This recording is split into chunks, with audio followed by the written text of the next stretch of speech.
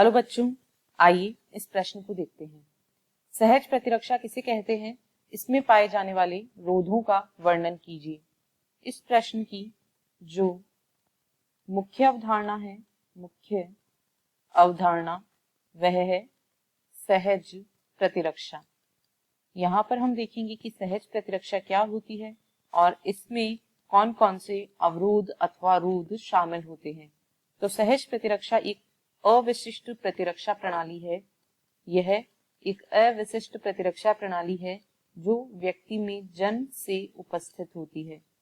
यह एक ऐसी अविशिष्ट प्रतिरक्षा प्रणाली है जो व्यक्ति में जन्म से पाई जाती है। इसे जन्म के बाद अर्जित नहीं किया जाता है। इसमें जो रोध पाए जाते हैं वे निम्नानुसार हैं। सबसे पहले शारीरिक रोध। शारीरिक रोध जो हैं ये संरचनात्मक घटकों को शामिल करते हैं जो रोगकारक को शरीर में प्रवेश करने से रोकते हैं।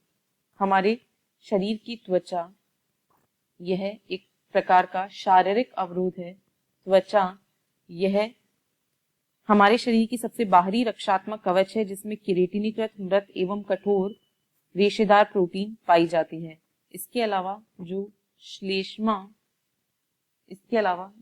श्लेष्मा झिल्ली होती है यह हमारे शरीर के प्रमुख पथों जैसे श्वसन पथ, जठरांत्र पथ या मूत्र जनन पथ आदि को आश्रित करती है और ये प्रवेश करने वाले रोगाणुओं को चिपका लेते हैं और उन्हें शरीर में प्रवेश करने से रोकते हैं। इस प्रकार शारीरिक अवरोध जो होता है यह हमें विभिन्न रोगजनक सूक्ष्म जीवों से सुरक्षा प्रदान करता है। इसके अलावा जो दूसरा रोध होता है वह होता है कारिकी अवरोध या कारिकी रोध। इसके अंतर्गत निम्न अवरोध या निम्न कारक शामिल हैं। पसीने, आंसू, लार, श्लेष्मा। पसीने,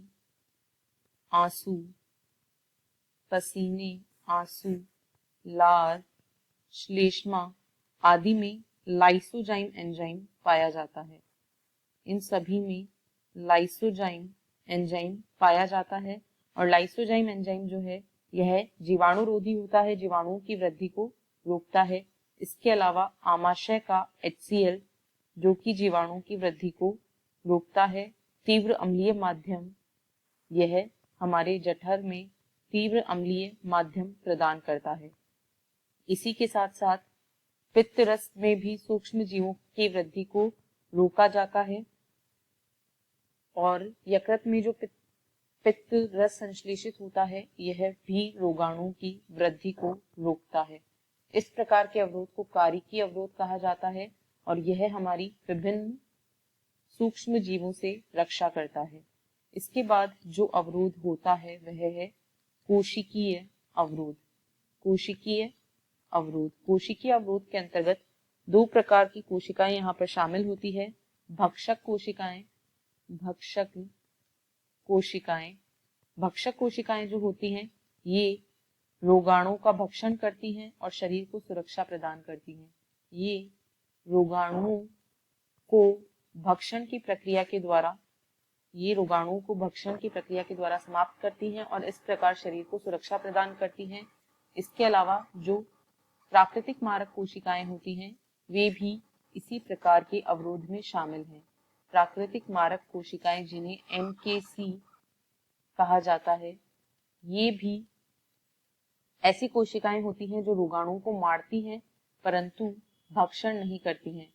ये रोगाणुओं को मारती हैं लेकिन उनका भक्षण नहीं करती हैं।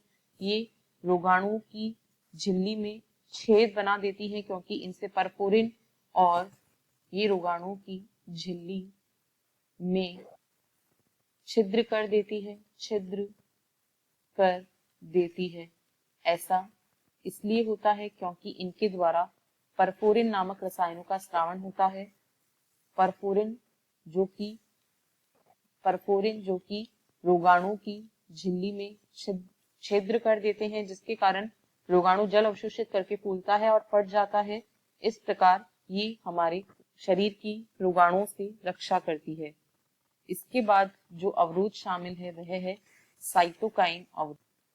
साइटोकाइन अवरोध जो है इसमें इंटरफेरॉन्स शामिल हैं। इंटरफेरॉन्स जो हैं ये ऐसे पदार्थ होते हैं जो वायरस संक्रमित कोशिकाओं के द्वारा स्रावित किए जाते हैं। वायरस संक्रमित कोशिकाएं इनका स्रावण करती हैं और सामान्य कोशिकाओं को संक्रमण से बचाती हैं।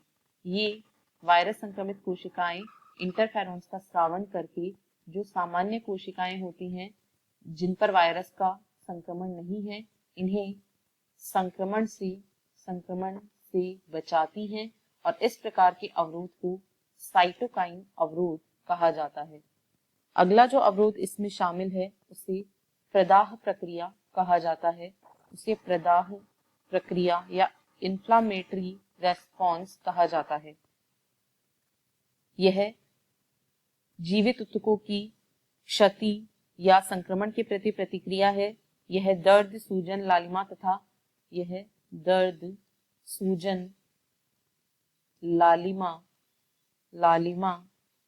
तथा ताप बढ़ने के रूप में दृष्टिगोचर होती है। यह दर्द, सूजन, लालिमा तथा ताप बढ़ने के रूप में दृष्टिगोचर होती है। संक्रमण होने पर घाव, एलर्जन आदि की स्थिति में संयोजी ऊतक की मास्ट कोशिकाएं तथा रक्त की बेसोफिल कोशिकाएं जो होती हैं ये हिस्टामिन, सेरोटोनिन, प्रोस्टोग्लैंडिन आदि का स्रावण करती हैं, जिससे वाहिका विस्फारण होता है और रक्त प्रवाह बढ़ जाता है, जिसके कारण ताप भी बढ़ता है। वाहिका की पारगम्यता के बढ़ने के कारण ऊतक द्रव्य एकत्रित होता है तथा भक्षक अणुओं एवं प्लाज्मा का रिसाव होता है, जिससे सूजन आती है और दर्द के लक्षण दिखाई देते हैं। इस प्रकार प्रदाह प्रक्रिया कार्य करती है। अतः हमने सहज प्रतिरक्षा और इसमें पाए जाने वाले विभिन्न अवरोधों को देखा। आशा है आपको प्रश्न समझ आया होगा। धन्यवाद।